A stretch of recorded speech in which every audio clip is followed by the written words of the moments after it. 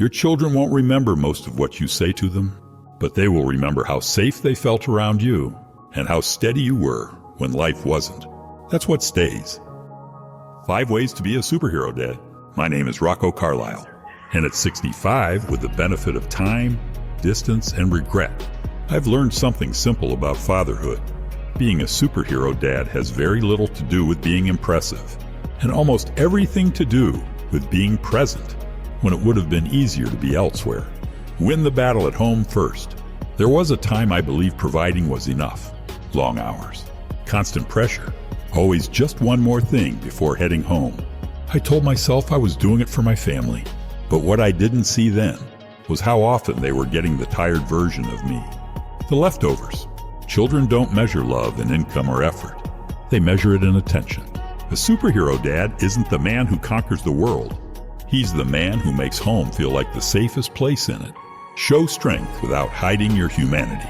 I grew up believing fathers were supposed to be unshakable. No fear, no doubt, no visible cracks. But children don't learn courage from perfection. They learn it from watching you face difficulty honestly. I remember the first time I admitted uncertainty instead of masking it. I didn't collapse. The world didn't fall apart. What happened instead was connection. Strength isn't pretending nothing scares you. It's showing them how to move forward even when something does. Build a home where mistakes don't cost love. Every child will test limits. Every child will fall, often loudly. What they're watching in those moments isn't punishment. It's reaction. I've seen children grow small under constant correction, and I've seen others grow steady because they learned early that mistakes didn't threaten belonging. A superhero dad doesn't remove consequences. He removes humiliation. He teaches accountability without making love conditional. Be the man you want them to become. At some point, I realized something uncomfortable. My children were learning more from what I avoided than from what I instructed.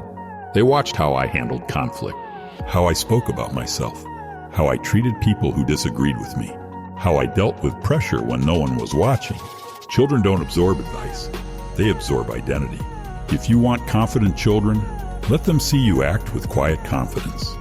If you want disciplined children, let them see discipline lived, not preached. Leave them something they can stand on. Legacy isn't money.